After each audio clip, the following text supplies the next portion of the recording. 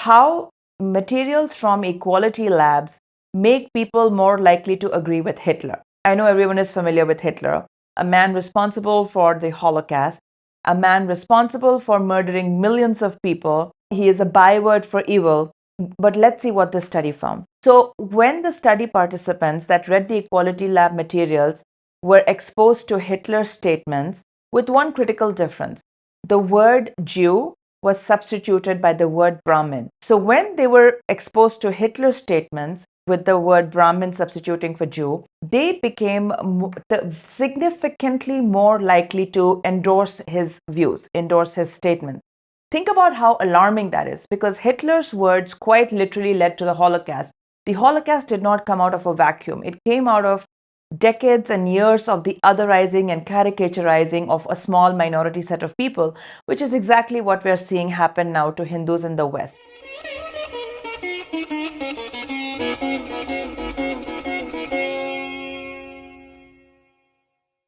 Namaste, everybody.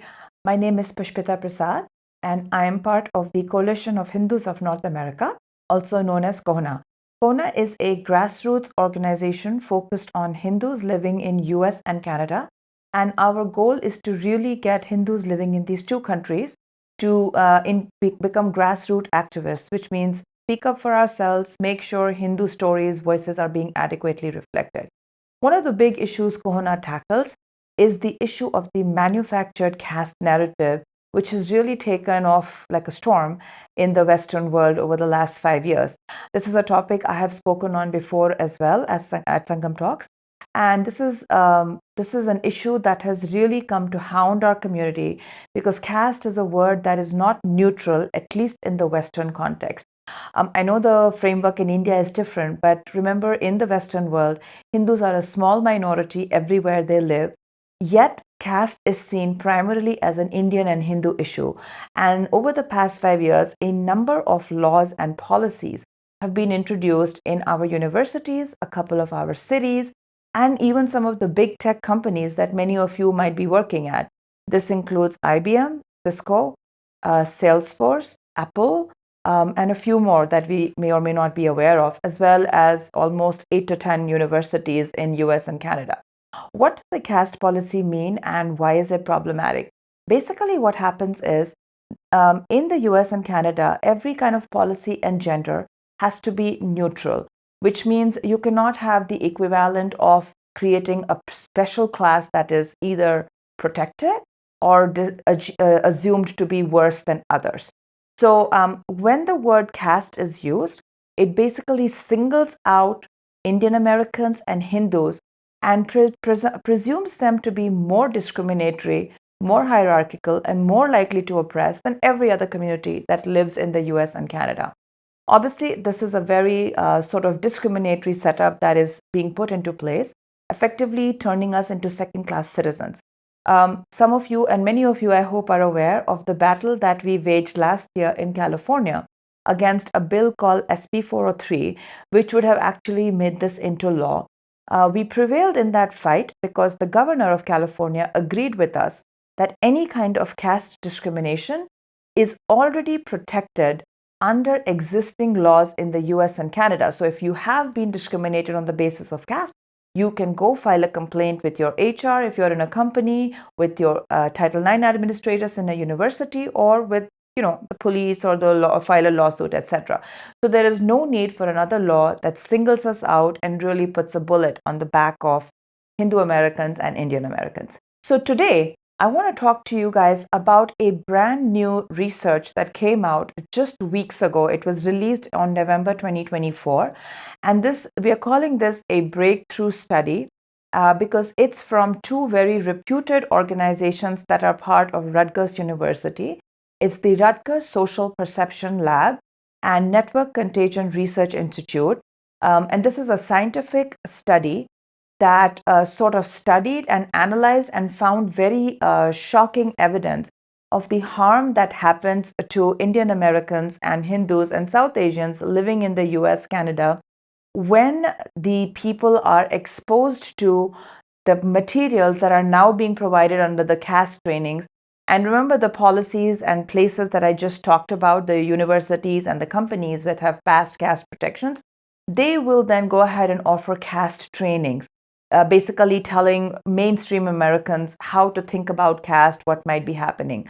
And you will be shocked to see what is the impact of these trainings. And this is what this report gets into. So let's take a look at this report. This report has been headed by a very senior researcher called Dr. Lee Jessim, who's very well known for his work, and a bunch of several other very reputed academics have taken. And it's a very, very well designed study. So let's understand what the study is about. When the report published in the last week of November, a lot of the US press focused on the race and religion aspect of it, which is quite obvious because race and religion are bigger issues in the US than caste is. However, as Indian Americans, as Hindus, we are very much more interested in the caste aspect of this three-part study. And the findings there were really shocking. So this study was a very well-designed study that had over 850 people participate. There was a control group and a study group. People in the control group were exposed to a very innocuous little write-up describing caste, and people in the study group were exposed to a write-up that was based on materials from equality labs. And why equality labs? Because in all of the universities and companies and cities that I mentioned earlier, it is largely the materials of equality labs that are forming the basis of training. Equality labs, by the way, was also the official co-sponsor of California's SB403 bill, which got rejected last year. So the material from equality labs is pretty much what is influencing what is going into caste trainings. And when people were exposed to these materials, their responses to everyday Hindu Americans and Indians was pretty shocking. So let's look at one small sentence that people heard after reading the materials from Equality Labs. And I'm going to read it here. It said, Rajkumar applied to an elite East Coast university in fall 2022. During the application process, he was interviewed by an admissions officer, Anand Prakash. Ultimately, Raj's application was rejected. That's it. That simple one-line blurb is what made people in the study group exposed to Equality Labs material more likely to believe that there was caste discrimination going on in this innocuous little interaction. Now, we are just in the middle of, every year in November, December, high school kids in US go through a lot of stress, lot of tension, lot of drama as they apply for admissions. They apply, and thousands of kids face rejections from all across the board, whether it's Ivy League, state schools, public schools. So getting rejected from a school that you apply to is certainly part of the admissions process. Yet, the study group that had been exposed to Equality Labs assumed that the admissions officer was upper caste and that the applying kid was lower caste, even though there is no indication of caste or background in this line, or honestly even in their names, because you notice the names, Rajkumar, Anand Prakash, these names were chosen very specifically to make sure that there was no hint given of the background. Yet, the Americans who had been exposed to Equality Labs materials kind of presumed that if one kid is rejected, he's immediately lower caste and the rejecting officer is upper caste. Not only that, they were willing to assume all kinds of discrimination, and they wanted to punish the admissions officer as a result of what they saw as discrimination. So when we saw that innocuous little statement and the very, very strong desire to punish that it had created, we were immediately reminded of what had already played out in real life when the state of California had wanted to punish some Hindus in 2020, and when they ended up filing a lawsuit against Sundar Iyer and Ramana Kompella in the infamous Cisco caste lawsuit that I'm sure folks have heard about. 3 years later, that lawsuit was withdrawn ignominiously, which means the state never had a case against those two individuals, and the state knew that. But as you can see, when you get exposed to these materials, you really don't follow logic anymore. You just have a desire to punish. And that's what happened. They wanted to punish Hindus and they wanted to punish Indian Americans, no matter the fact that no discrimination had happened. And I think this is what people need to realize is so dangerous about the kind of caste training that is being rolled out, that whether you do something or not, the people are going to be inclined to punish you. One more thing before we move on from the admissions scenario is that not only were the respondents more wanting to punish the admissions officer, but they also believed that the admissions officer was guilty of several microaggressions and that he was biased against the applicant that he or she was rejecting. And the statistical difference was quite significant. They were 32.5% and 22.7% more likely to think that. So, for those of you who are statistical experts, you'll know that these are pretty large numbers to move the needle in such a small study. Now, one more very, very disturbing finding from this report, and there's a lot. I encourage everyone to go and read that report, but I just wanted to flag two things. One, the admissions case, and the second is this piece, that how materials from equality labs make people more likely to agree with Hitler. I know everyone is familiar with Hitler, a man responsible for the Holocaust, a man responsible for murdering millions of people. He is a byword for evil. But let's see what this study found. So, when the study participants that read the Equality Lab materials were exposed to Hitler's statements, with one critical difference, the word Jew was substituted by the word Brahmin. So, when they were exposed to Hitler's statements with the word Brahmin substituting for Jew, they became significantly more likely to endorse his views, endorse his statements. Think about how alarming that is, because Hitler's words quite literally led to the Holocaust. The Holocaust did not come out of a vacuum. It came out of decades and years of the otherizing and caricaturizing of a small minority set of people, which is exactly what we're seeing happen now to Hindus in the West. And now let's look at the numbers in this chart. And again, for those who understand statistics, you'll see these are some shocking variations that is happening from with the study group being exposed to just very in a small set of materials. So they were more likely to agree with statements that Brahmins are a parasite by 35.4%, Brahmins are a virus 33.6%, and Brahmins are the devil personified 27.1%. Just shocking numbers. And by the way, remember, Brahmins is a shorthand for Hindus, at least for us living in the West.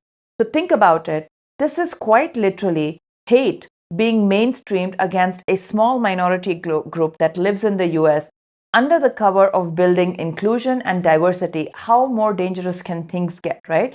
If you start to think of a group as viruses or parasites, you know that that is not setting them up for a good result. So every Indian sitting in India, every Hindu sitting anywhere in the world needs to be very worried. Why has caste even become an issue in the West? Well, we like to say it's a manufactured problem because despite 5 or 6 years of intense activism and policy making and laws by very well connected elite people in different countries, not a single case of discrimination has been found or proven. All the policies and laws that I mentioned in the US were actually passed on the presumption of the Cisco lawsuit. Now, stop and think of that for a second. Without a lawsuit being even settled, people were considered guilty. So that violated the very principle of being presumed innocent until guilty. So these laws were passed, and even though the lawsuit fell apart against the two individuals, these laws remain in place. So why is this new report that sort of analyzes the impact of DEI training and caste training in the US so important? It's very important because the defeat of the caste law in California last year was not the end of the matter. The elite academics and students who have been trying to manufacture this controversy in the West have not let up.